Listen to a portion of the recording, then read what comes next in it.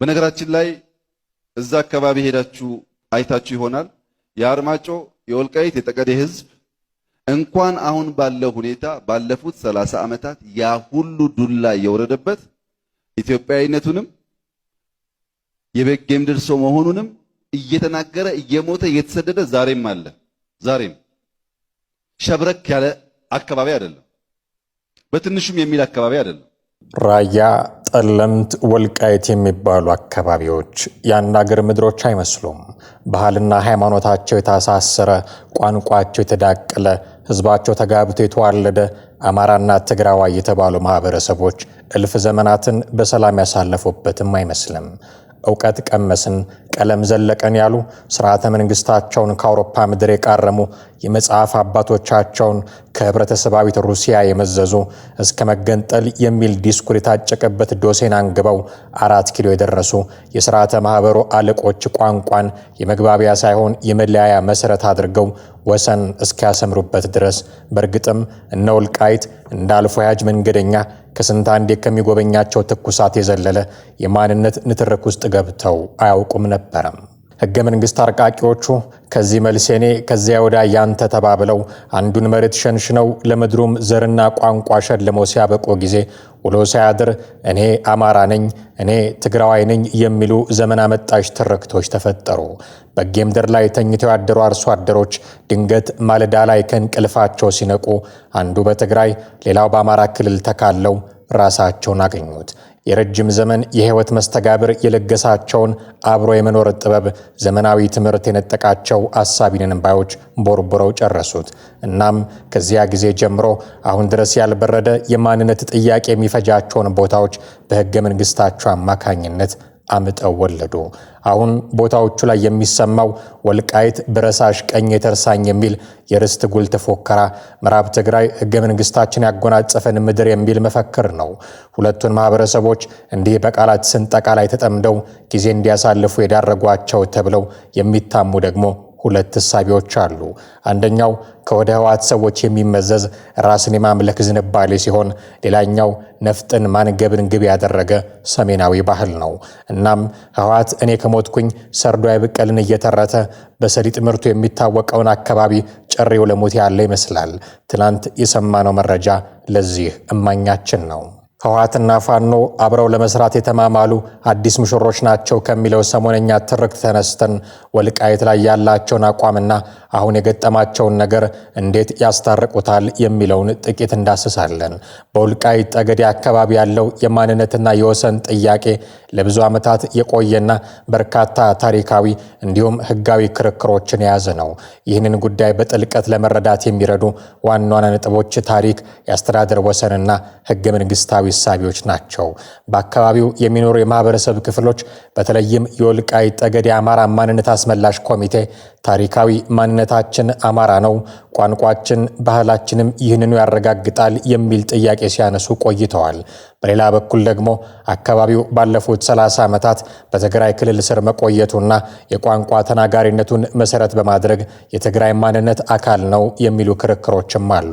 ከ1983 ዓ.ም ኢህአዴግ ወደ ስልጣን መምጣት በኋላ ቀደም ሲል የጎንደር ክፍለ ሀገር አካል የነበረው ወልቃይት ጠገዴና ጸገዴ የሚባሉት አካባቢዎች በአዲሱ የፌዴራል አወቃቀር ወደ ትግራይ ክልል ተካለለ። ይህ የአከላለል ሂደት ያለ ህዝብ ፍላጎት የተደረገ ነው በሚል ለረጅም ጊዜ ተቃውሞ ሲደረግበት ቆይቷል። የኢትዮጵያ ህገ መንግስት የማንነትና የወሰን ጥያቄዎች በሰላማዊ መንገድ በፌዴሬሽን ምክር ቤት በኩል እንዲፈቱ ይደነግጋል። ይሁን እንጂ በአካባቢው ያለው ውጥረት ከሰላማዊ ጥያቄ አልፎ ወደ ግጭት በማምራቱ ጉዳዩን ይበልጥ ውስብስብ አድርጎታል። በዚህ ውስብስብ አካባቢ ላይ ፋኖ ያለው አቋም ምንድን ነው? የፋኖ ታጣቂዎች በወልቃይት ጉዳይ ላይ ያላቸው አቋም እጅግ ጠንካራና የማይደራደሩበት እንደሆነ በተደጋጋሚ ሲናገሩ ይደመጣል። ከዚህ በፊት እንሰማ የነበረው ለፋኖና ለደጋፊዎቹ ወልቃይት የህልውና ጉዳይ ነው ሲባል ነበረ። ወልቃይት ጠገዴና ጠለምት ታሪካዊ የአማራ መሬቶች ናቸው ብለው ያምናሉ። በ1983 ዓ.ም ህወሓት ስልጣን ሲይዝ በጉልበት ወደ ትግራይ ክልል ተካተዋል የሚል ጽኑ እምነትም አላቸው። በአካባቢው የሚኖረው ህዝብ አማራ መሆኑንና ላለፉት 30 ዓመታት የማንነት ጭቆና ደርሶበታል የሚል አቋምም አላቸው። ስለዚህ ፋኖ ቀዳሚ ፍላጎቱ አካባቢው በቋሚነት ከአማራ ክልል ጋር እንዲቀጥል ማድረግ ነው። አካባቢው በምንም አይነት ሁኔታ ተመልሶ በህወሓት የሚመራ የትግራይ አስተዳደር ስር መግባት የለበትም የሚል አቋምም አላቸው። የፌዴራል መንግስት አካባቢውን አሳልፎ ይሰጣል የሚል ስጋት ስላላቸውም ፋኖ በቦታው ላይ የራሱን ወታደር ማስፈርም ይፈልጋል። ሰማለሁ ወልቃይትን በሚመለከት የሚነገሩ ሽረባዎች፣ ሴራዎች፣ ኮንስፓይረሲስ ብዙ ሰማለሁ። የኢትዮጵያ መንግስት በእነዚህ ሽረባዎች ውስጥ እጁ የለበትም። የወልቃይት ህዝብ እንዲገነዘብ የምንፈልገው የሚወራው የሚናፈሰው አሉባልታ ውስጥ የኢትዮጵያ መንግስት እጁ የለበትም። እኛ ደቡብ አፍሪካ ሄድ ነው ወልቃይት ወደ አማራ ይሁን ወደ ትግራይ ይሁን የሚለውን ለመወሰን አይደለም። የፕሪቶሪያው ሳሚትም ይሄን ለመወሰን ስልጣን የለውም። ምን አገባውና ነው ኢትዮጵያ መሬት እዛ ሄድ እዚህ ሄድ የሚለው? እኛ እዛ ሄድ ነው እንዴት ሰላም አመተን በንግግር ችግሮቻችንን እንፍታ ለማለት ነው። ለምን ወልቃይት ተስቦ እዛ ውስጥ እንደሚገባ አላቅም። ወልቃይት ብቻ እኮ አይደለም፣ ሰሜን ሸዋ ላይ ኦሮሚያና አማራ ጥያቄ አላቸው። እሱም ደቡብ አፍሪካ ሄድ። ሲዳማና ወላይታ ብላቴ ጥያቄ አላቸው። እሱም ደቡብ አፍሪካ ሄድ። እኛ አሰራር የለንም፣ ልምምድ የለንም። ቦታው አይደለም የተስማማ ነው። በኢትዮጵያ ህግና ስርዓት ይፈጸም ነው። ከህገ መንግስት በፊት ነው የተወሰደው፣ በጉልበት ነው የተወሰደው ላሉት የኔ ፍላጎት ያስተት እንዳይደገም ነው። ዛሬ በጉልበት ነገ ታገሰ በጉልበት ከሆነ ዘላቂ ሰላም አያመጣም። ወልቃይት ብንፈልግም ባንፈልግም የተወላገደ አማርኛ የተወላገደ ትግረኛ የሚናገር የሁለቱ ህዝቦች ድልድይ የሆነ ህዝብ ነው። ሁለቱም ቋንቋ የሚናገር የተጋባ የተዋለደ ህዝብ ነው። ወልቃይቴነቱን ነው አትንኩብኝ ያለው እንጂ ከእንግዲህ በኋላ ትግራይ የሚባል ጋር አልገናኝም አልነጋገርም አላለም። አይችልም ቢልም ይሄን በህግና በስርዓት ብንፈጽም ለወልቃይት ይጠቅማል፣ ለአማራ ይጠቅማል፣ ለትግራይ ይጠቅማል። የሚጎዳው ነገር የለም። በህግና ስርዓት እንፈጽም የሚለውን ነገር ከብዙ ተንኮል ጋር ማያያዝ አስፈላጊ አይደለም። ከሱዳን ጋር የሚዋሰን አካባቢ በመሆኑም ለወታደራዊ ስትራቴጂና ለደህንነት እጅግ አስፈላጊ ነው። ይህ መስመር መዘጋቱ ወይንም በህወሓት ቁጥጥር ስር መሆኑ መታፈን እንደሆነ አድርገው ነው ፋኖች የሚረዱት። ፋኖ በፌዴራል መንግስቱና በህወሓት መካከል የተደረገው የሰላም ስምምነት የወልቃይትን ጉዳይ ግልጽ አላደረገም ብሎም ያምናል። መንግስት በህገ መንግስታዊ መንገድና በህዝበ ውሳኔ ይፈታል የሚለውን ሐሳብ ፋኖ አይቀበለውም። ምክንያቱም ባለፉት 30 ዓመታት የስነ ህዝብ ለውጥ ወይንም ዲሞግራፊክ ቼንጅ ተካሂዷል ብለው ስለሚያምኑ ህዝበ ውሳኔው ፍትሃዊ አይሆንም ይላሉ። በተጨማሪም በአካባቢው የነበሩ ተፈናቃዮች ማለትም የአማራ ተወላጆች ተመልሰው እንዲሰፍሩና የአካባቢው የሚሊሻና የጸጥታ መዋቅር በነዋሪው ህዝብ እንዲመራም ይፈልጋሉ። በአጠቃላይ የፋኖ ፍላጎት በወልቃይት ላይ ያለምንም ቅድመ ሁኔታ የአማራ ማንነት ተከብሮ የአማራ ክልል አካል ሆኖ መቀጠል የሚል ነው። ይህ ጉዳይ ከፌዴራል መንግስት ጋር ያላቸውን ግንኙነት ካሻከሩ ዋና ዋና ምክንያቶች አንዱ ነው። ነገር ግን አሁን ላይ ፋኖች በትክክል ይሄ ፍላጎት አላቸው ወይ የሚለው ጥያቄም ዳግም ያቆጠቆጠበት ሆኗል። ለምን? ቆየት ብለን እንመለስበታለን። አሁን ግን ወልቃይት ላይ ያለውን የህወሓት አቋም ደግሞ እንፈተሽ። ህወሓት ወልቃይት ጠገዴና ጠለምትን በእነሱ አጠራር ምዕራብ ትግራይን በተመለከተ ያለው አቋም በዋናነት የተወሰደብኝን በህግና በኃይል ማስመለስ በሚል መርህ ላይ የተመሰረተ ነው። ህወሓት አካባቢው በ1987 ዓ.ም በጸደቀው የኢትዮጵያ ህገ መንግስት መሰረት የትግራይ ክልል አካል ነው ብሎ ያምናል። በጦርነቱ ወቅት በአማራ ኃይሎች የተወሰደው ቁጥጥር ህገወጥ ወረራ ነው ብሎም ይከራከራል። ማንኛውም የወሰን ለውጥ መደረግ ያለበት በህገ መንግስቱ በተቀመጠው አሰራር ብቻ መሆን አለበት የሚል ጽኑ እምነትም አለው። በፌዴራል መንግስትና በህወሓት መካከል የተፈረመው የፕሪቶሪያው ሰላም ስምምነት አወዛጋቢ አካባቢዎች በህገ መንግስቱ መሰረት ይፈታሉ የሚል ይዘት አለው። ህወሓት ደግሞ ይህ ስምምነት የክልሉ ኃይሎች ፋኖና የተከዜ ዘብ ከአካባቢው ለቀው እንዲወጡና የትግራይ መዋቅር እንዲመለስ የሚያዝ ነው ብሎ ይተረጉመዋል። በጦርነቱ ወቅትና ከዚያ በፊት በመቶ ሺዎች የሚቆጠሩ የትግራይ ተወላጆች ከአካባቢው ተፈናቅለዋል የሚል ክስም ያቀርባል። ህወሓት በአካባቢው የዘር ማጽዳት ተፈጽሟል የሚል ክስ የሚያቀርብ ሲሆን ተፈናቃዮች ወደ ቀድሞ ቀያቸው ተመልሰው አስተዳደራዊ መዋቅሩን እንዲረከቡም ይፈልጋል። ከዚህ በተጨማሪም ህወሓት ወልቃይት ለትግራይ ክልል የህልውና መሰረት ነው ብሎ ያምናል። ወደ ሱዳን የሚያስወጣው ብቸኛው የድንበር መስመር በመሆኑ ትግራይ ከቀሪው ዓለም ጋር የምትገናኝበት ስትራቴጂካዊ ኮሪደር እንደሆነም ያምናል። የአካባቢው ለም መሬትና የሰሊጥ ምርት ለትግራይ ክልል መልሶ ግንባታና ኢኮኖሚም እጅግ አስፈላጊ እንደሆነም ነው የሚረዳው። ህወሓት ለትግራይ ህዝብና ለደጋፊዎቹ ወልቃይትን ማስመለስ የፖለቲካ ጥንካሬ ማሳያ አድርጎ ይወስደዋል። አካባቢውን ማጣት ደግሞ በህዝቡ ዘንድ እንደ ሽንፈት ስለሚቆጠር ድርጅቱ ስልጣኑንና ተቀባይነቱን ለማጠናከር ጉዳዩን እንደ ትልቅ አጀንዳ ይዘዋል።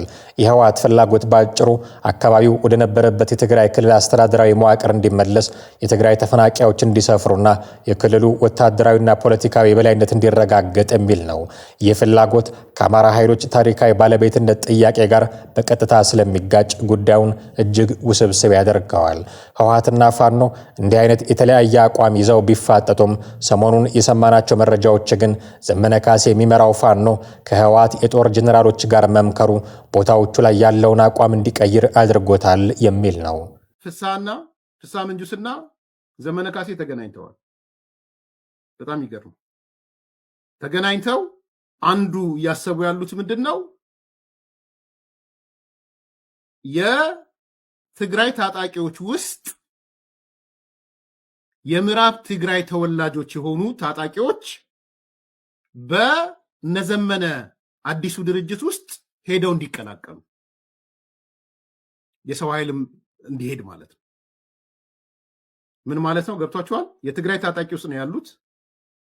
ትግርኛ ተናጋሪ ሊሆኑ ይችላሉ። ቢኮዝ አብዛኞቹ የምዕራብ ትግራይ የሚባለው ወይም ወልቃይት፣ ጠለምት፣ ሁመራ የሚባለው ትግርኛ ተናጋሪዎች ናቸው በብዛት። ስለዚህ የጎንደር ፋኖ ወይም የጎንደር የሚባለውን ይሄ አዲስ ድርጅት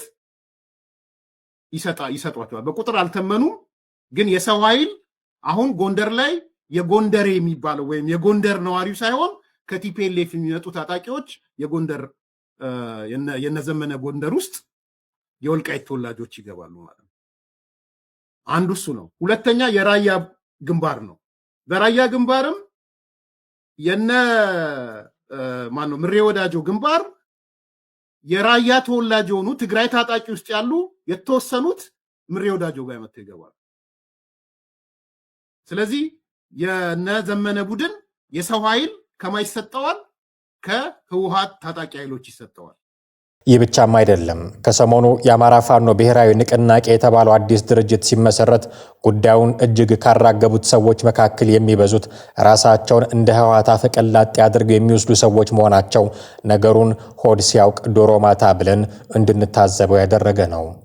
በጣም ነው ደስ ያለኝ አማራ ዘመነ ካሴን መሪው አድርጎ በመምረጡ ትልቅ ኩራት የተሰማኝ። በትምህርቱ በጣም ብቃት ያለው በጀግንነት ምንቅንጋል የማይወጣለት ታጋይ የሆነ ጠንካራ የሆነ አርቆ ሀሳቢ የሆነ አንባቢ የሆነ ብሪሊያንት ሰው ነው። የኔ በነበሩ ጥቂት ኮንቨርሴሽኖች ጋዘር ያደረኩት ይህንን ነው እና ይሄ ትልቅ ሊደገፍ ይገባዋል።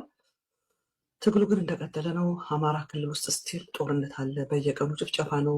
ግን በየቀኑ ፋኖ እየማረከ ነው። የብልጽግናን ሰራዊት ሌፍት ኤንድ ራይት ፋኖ እየማረከ ነው።